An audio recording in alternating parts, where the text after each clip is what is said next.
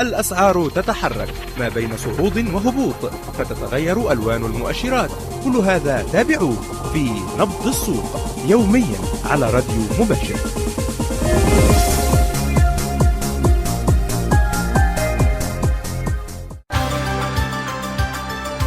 هذا البرنامج برعاية الوسيط المباشر www.mubashirtrade.com.eg.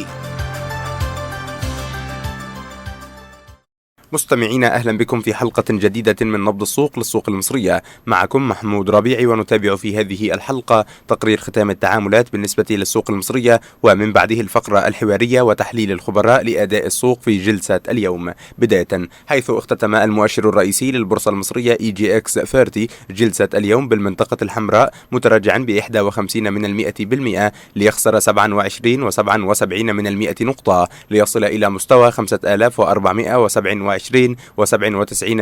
نقطة. أما على صعيد الأحجام والقيم فقد وصلت الأحجام إلى 60.907 مليون سهم، أما القيم فوصلت إلى 325.753 مليون جنيه. مستمعين، فاصل قصير ومن بعده الفقرة الحوارية وتحليل الخبراء لأداء السوق في جلسة اليوم.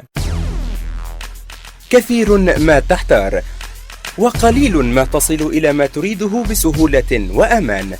الآن من خلال وان كارد أنت لست في حاجة لبطاقة ائتمان للتسوق عبر الإنترنت، فمن خلال وان كارد تستطيع تجديد اشتراكك في مباشر إنفو أو الحصول على شاشات مباشر برو. أكثر من 8000 منتج وخدمة على الإنترنت متاحة بين يديك. OneCard.net، متعة التسوق عبر الإنترنت. مستمعين، ما زلنا مستمرين معكم في نبض السوق للسوق المصرية، ومعنا الآن على الهاتف الأستاذ محمد جاب الله، رئيس القطاع المالي والعمليات بشركة أرب فاينانس. في البداية أستاذ محمد، أهلا بك معنا في راديو مباشر. أهلا بحضرتك. يعني بداية، لو تحدثنا عن المؤشر الرئيسي، لعله اليوم أغلق بالمنطقة الحمراء متراجعا ب51% عند مستوى 5427 نقطة، فبداية ما تعليقك على أداء المؤشر خلال جلسة اليوم، وما الدافع وراء هذا التراجع؟ والله احنا ممكن نتكلم على اداء المؤشر او الاسباب اللي ادت الى تراجع النهارده من نقطتين. اولا، من الناحيه الفنيه احنا كنا وصلنا امبارح لحد قرب المقاومه اللي تعتبر الى حد ما عنيفه شويه، اللي هي منطقه ال 5460، ودي كانت القمه السابقه للمؤشر. فكان من الطبيعي ان احنا نلاقي عندها مجموعه من البيوع او جني الارباح، لان هي مقاومه فعليه مش مقاومه نفسيه. ده من ناحيه. من الناحيه الثانيه، اللي اثر النهارده بشكل فعال جدا في طريقه التداول التخوف من التحركات السياسيه او الدعوه للتظاهرات الخاصه بيوم الجمعه بكره ان شاء الله. فكنا شايفين سلوك المشتري في اوائل الجلسه تحديدا ان هو كان محجم عن الشراء، متخوف من الاحداث اللي ممكن تحصل بكره. ده كده من الناحيه السياسيه. نعم. انما اللي حصل في اخر الجلسه، الارتداده اللي شفناها ووجود زخم شرائي في اخر الجلسه يتواكب تماما مع احكام التداول اللي تمت امبارح. احنا امبارح كنا منفذين في حدود 460 تقريبا مليون. النهارده مع الهبوط نفذنا بالكاد 325 مليون. فالسوق ما زال محافظ على اتجاهه الصعودي الى حد كبير. انخفاض التداول في الايام اللي بتبقى الجلسات فيها هابطه، وزياده التداول لما بتكون الجلسات بتبقى في المنطقه الخضراء، ده بيدينا انديكيتور مهم جدا ان السوق ما زال محافظ على اتجاهه الصعودي.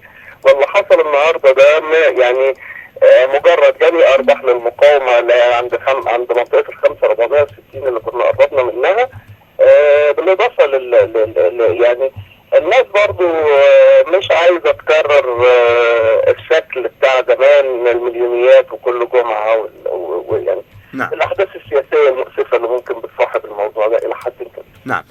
رأينا اليوم أيضا أستاذ محمد تراجع في المؤشر السبعيني بنسبة تقترب من المؤشر الثلاثيني، تقريبا 41% عند مستوى 451 نقطة. فلو تحدثنا تعليقا على أداء المؤشر السبعيني، وإلى أي مدى يستمر المؤشر السبعيني مرتبط بأداء المؤشر الثلاثيني؟ والله هو يعني هما الاثنين مرتبطين ومش مرتبطين. بمعنى هما الاثنين مرتبطين لان هو السوق كله ما زال بيحركه، او اللي كان المحرك الاساسي فيه زي ما قلت لحضرتك النهارده التخوف من احداث بكره. فالطبيعي اللي هيصيب المؤشر الثلاثيني هيصيب بالضروره المؤشر السبعيني. لو اتكلمنا من الناحيه الفنيه المؤشر السبعيني عنده إشارة صورة قوية إلى حد كبير عند مستوى ال 450. دي تعتبر الدعم المتحرك بتاعه، لأن احنا عنده نقطتين، المتوسط المرجح 14 يوم والمتوسط المرجح 50 يوم بيتلاقوا عند المنطقة دي تقريبا، فعشان كده ما قدرش ان هو يستكمل الهبوط بتاعه.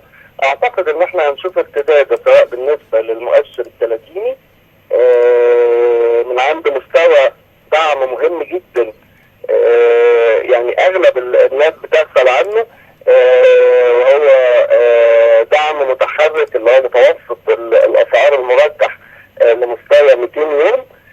ده تقريبا هيكون عند مستوى ال 5400، وهنبتدي نرتد منه. مستهدف السوق بالنسبة للمؤشر الثلاثيني ما زال هو 5550 لغاية منطقة ال 5600 تقريبا.